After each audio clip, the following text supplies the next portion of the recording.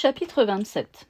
Comment un moine de Seuillé sauva le clos de l'abbaye du ravage des ennemis. Ils firent tant et tant s'agitèrent en pillant et volant qu'ils arrivèrent à Seuillé. Ils détroussèrent hommes et femmes, et ils prirent ce qu'ils purent. Rien ne leur fut trop chaud, trop froid ou trop pesant. Bien qu'il y ait la peste dans la plupart des maisons, ils entraient partout, volaient tout ce qui était dedans, et jamais ils n'en tombèrent malades. Ce qui est un cas assez merveilleux. Car les curés, vicaires, prêcheurs, médecins, chirurgiens et apothicaires, qui allaient visiter, penser, guérir, prêcher et admonester les malades, étaient tous morts de l'infection. Et ces diables pilleurs et meurtriers jamais n'y attrapèrent le mal. D'où vient cela, messieurs? Pensez-y, je vous prie. Le bourg ainsi pillé, ils se transportèrent à l'abbaye avec un horrible tumulte. Mais ils la trouvèrent bien close et fermée. Alors, l'armée principale marcha plus loin vers le gué de Vède, sauf 7 enseignes de gens de pied et 200 lances qui restèrent là et démolirent les murailles du clos afin de détruire toute la vendange. Les pauvres diables de moines ne savaient auquel de leurs saints se vouer. À tout hasard, ils firent sonner pour rassembler le chapitre. Là, ils décrétèrent qu'ils feraient une belle procession, renforcée de beaux psaumes et litanies du chantre contre les embûches des ennemis, avec beau répons pour la paix. Il y avait alors dans l'abbaye un jeune moine clostrier nommé frère Jean des Entomeurs. Jeune, vaillant, gaillard, joyeux, bien habile, hardi, aventureux, résolu, haut, maigre, la gueule bien fendue, le nez avantageux, bel bâcleur de prière, beau débrideur de messe, beau décrotteur de vigile, pour tout dire sommairement, vrai moine, si jamais il en fut depuis que le monde moina de moinerie. Au reste, savant jusqu'aux dents en matière de bréviaire. Lui, en entendant le bruit que faisaient les ennemis dans le clos de leur vigne, sortit pour voir ce qu'ils faisaient. Et voyant qu'ils vendangeaient le clos sur lequel leur boisson de toute l'année était fondée, retourne au cœur de l'église où étaient les autres moines tout épouvantés comme des sonneurs de cloches, et en les voyant chanter « Inim penetum nenum inimico onenum » s'écria « C'est bien chien chanté.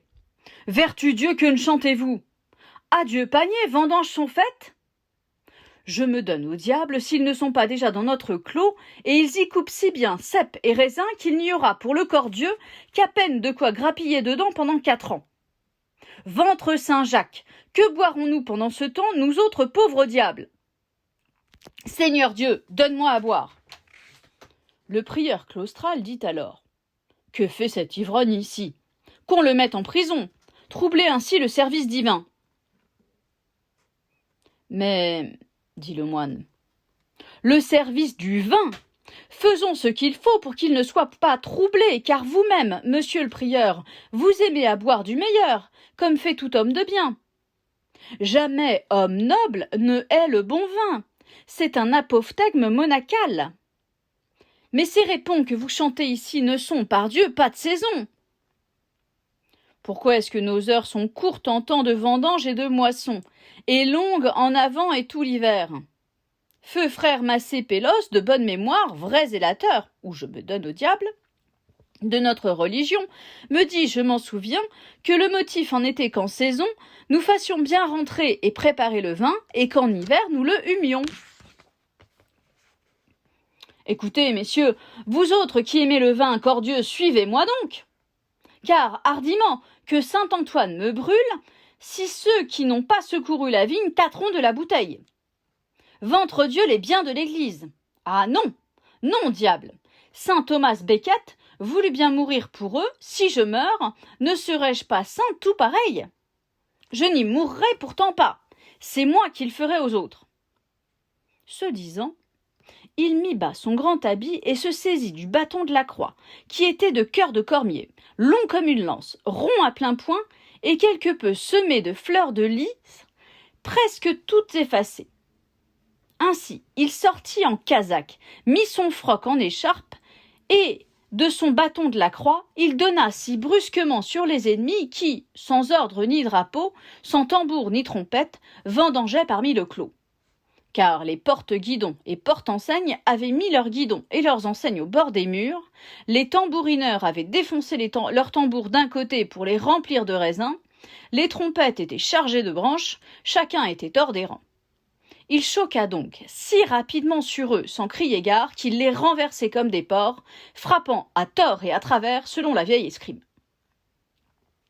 Aux uns, il écrabouillait la cervelle, aux autres, il cassait bras et jambes, aux autres, disloquait les spondyles du cou, aux autres, démoulait les reins, écrasait le nez, pochait les yeux, fendait les mandibules, enfonçait les dents dans la gueule, écroulait les omoplates, marbrait les jambes, déboîtait les hanches, débesillait les abattis.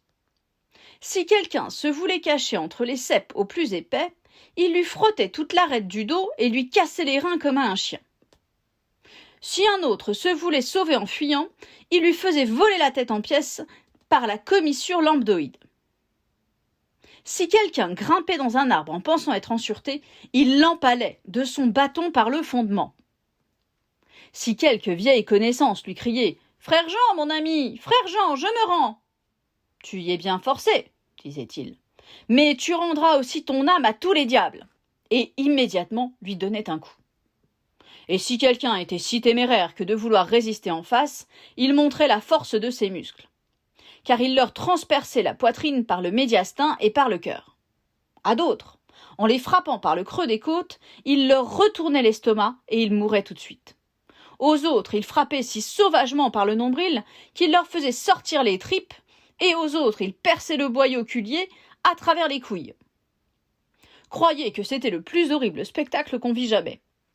Les uns criaient « Sainte-Barbe », les autres criaient « Saint-Georges », les autres « Sainte-Nitouche », les autres « Notre-Dame de Cuneau, de Lorette, de Bonne-Nouvelle, de Lalenoux, de Rivière ». Les uns se vouaient à Saint-Jacques, les autres au Saint-Suaire de Turin, mais il brûla 3 mois après, si bien qu'on n'en put sauver un seul brin.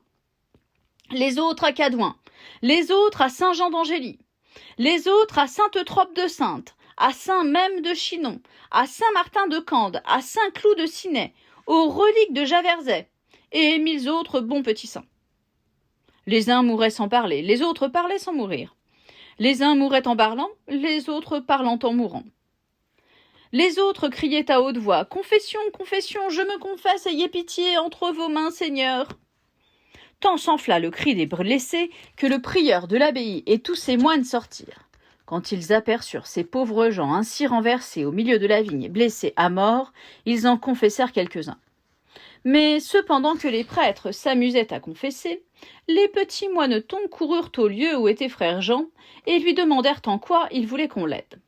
À quoi il répondit qu'ils égorgent ceux qui étaient tombés par terre. Donc, laissant leur grande chape sur la treille, ils commencèrent à égorger et achever ceux qui étaient déjà gravement blessés. Savez-vous de quels instruments ? Avec de beaux gouvets, qui sont des petits demi-couteaux dont les petits enfants de notre pays se servent pour ouvrir les noix. Puis, avec son bâton de la croix, il gagna la brèche que les ennemis avaient faite. Certains des moinetons emportèrent les enseignes et guidons de leur chambre pour en faire des jarretières. Mais quand ceux qui s'étaient confessés voulurent sortir par la brèche, le moine les assommait de coups, disant « Ceux-ci sont confessés et repentants, ils ont gagné les pardons, ils s'en vont au paradis droit comme une faucille et droit comme le chemin de faille. » Ainsi, par sa prouesse, furent déconfits tous ceux de l'armée qui étaient entrés dans le clos, jusqu'au nombre de 13 622, sans les femmes et les petits-enfants, cela s'entend toujours. Jamais Mogi ermite ne se porta si vaillamment avec son bourdon de pèlerin contre les Sarrasins, desquels parle la geste des 4 fils Aymon, que ne le fit le moine contre les ennemis avec le bâton de la croix.